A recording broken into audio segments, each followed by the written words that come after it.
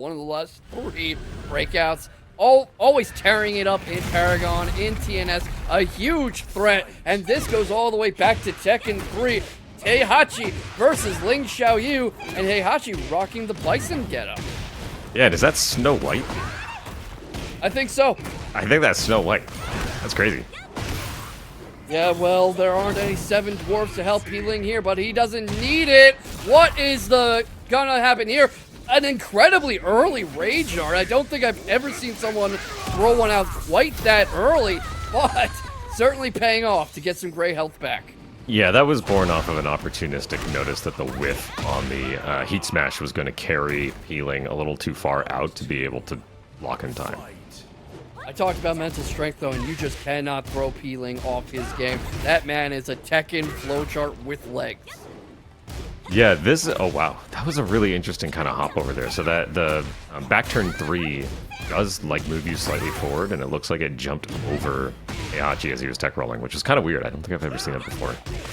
That is exactly what I'm talking about. Ling has such depth of knowledge with his characters that he knew that interaction was possible and that he could get away from Trunkiez' attempt to attack getting up.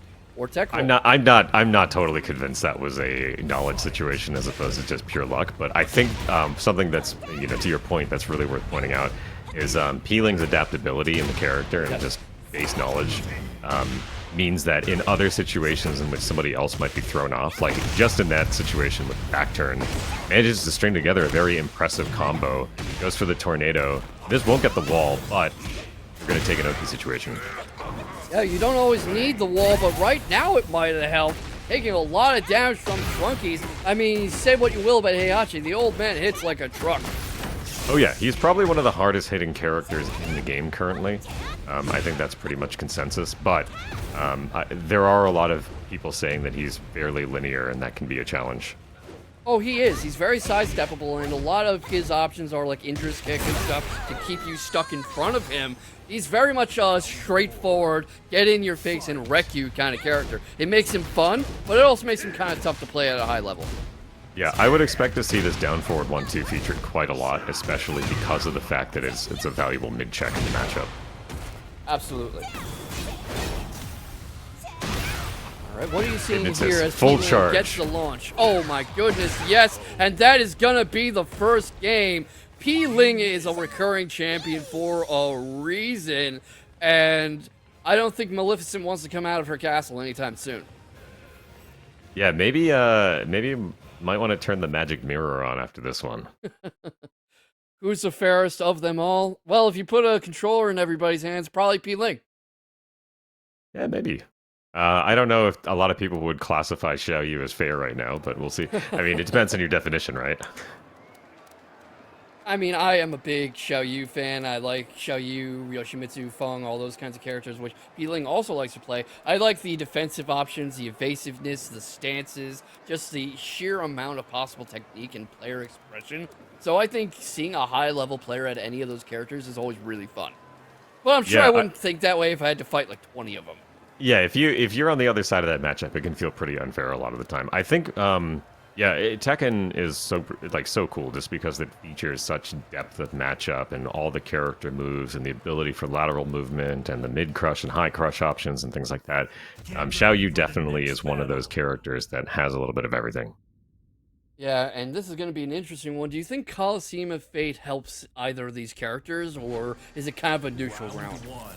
Yeah, I think probably bordering on beneficial for Heihachi, if I would have to say. And I'll qualify that because I think that both of these characters sport very strong out-in-space Oki options that they have. But Xiaoyu benefits really, really well from walls, and so does Heihachi. Heihachi is a little better of a distance wall carry, though. And that might be the deciding factor. Yeah, and there's a lot of real estate between those walls, too, which, sure, benefits Ling in that he has a lot of space to run, but he also does very well at keeping you cornered and pressuring you once your back's up against a wall, and that's going to be really hard to do to Trunkiez here, as we just saw. Yeah, oh wow, that actually missed. Probably not too surprising that it did, but... I mean, we talked about Xiaoyu's evasiveness right there. That was a bit of a masterclass in it. Yeah, and Heihachi might provide a somewhat unique challenge to Xiao Yu in terms of he's very good at playing in the like the 10 to 13 frame window. So if you know how to do a lot of the punishes for a lot of these moves, obviously 1-1-2 is a very strong way to be able to deal with 10 frames.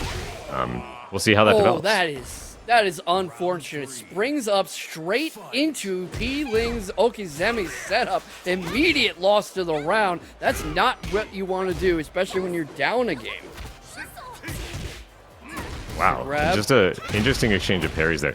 That down jab there, right after the second part of the Hell Sweep was blocked, is actually an optimal punish. You only have 10 frames, and that's the only move that you can typically do. So it's a tiny amount of damage, but it's just really showing off knowledge in this matchup. Beautiful work with the Electric God Fist, and gets heat going, cranking up the thermostat. Gonna try to get some pressure going, but Ling with the stopping that cold, stops that dead. Turtles up a bit, backs off, creates some space, has heat of his own to work with, blocks the Hell Sweep, a little late, can't stop all of it, but enough. Gets the grab off, the waiting getting moon some health grab back. comes in, yeah.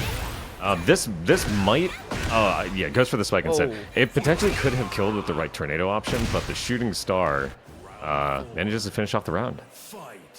Hey, whatever works, am I right? Yeah. No, it's interesting because you will see these two players opt for spike at the end of their combos as opposed to trying to go for a tornado into more damage, just specifically because they know they're not going to get to the wall, and the spike offers an opportunity to do a relaunch or another setup. And right now gets the juggle going. Both of them have heat now. Ling on set point. I believe we're still into best of 3 territory, and right now, you know, heat and rage active for Heihachi. Right now, Trunkiez trying to make something happen. Works off the double one, gets a bit of a hell sweep going, gets a split skip. But Ling, very composed, very much still in the pocket with Trunkiez. Here comes the rage art. Not going to catch him pressing this time. A fatal mistake.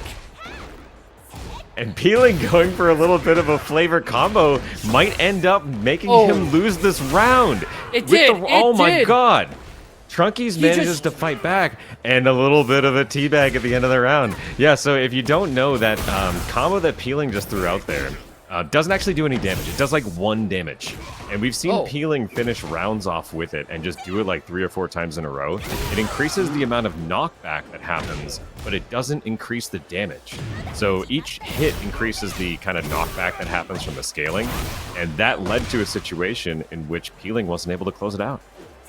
Yeah, I mean, getting a little too comfortable, maybe even a little cocky, a little too playful. Had every opportunity to finish the job. This time, make sure not to give Trunkiez a chance to come back. But that's the kind of thing you can't afford to do in Tekken. Yeah. Ling really was able to turn that last round around, and maybe a little playing with his food situation there. But that was a pretty interesting exchange between the two characters. I think Ling really started to run away with it partway through there, where he had kind of figured out the matchup a little bit better and was throwing out some really interesting mixes in the, especially like, for instance, this run up sweep and some of the other different tech options on the wall. What are your thoughts? I am very much on board with that, and you can see Ling. I agree that sometimes in this set, Ling was playing with his food too much. It was most evident in that penultimate round, but you would see him pass off a few opportunities here and there. I think he would drop a few combos here and there. He wouldn't do as much damage as he possibly could, and Trunkiez did get a moment there. We see it right here. This is the moment where he punishes Ling for not killing him when he had the chance. But, you know, the thing with Ling, the reason he's such a high level player is once that mistake was called to his attention, he fixed it.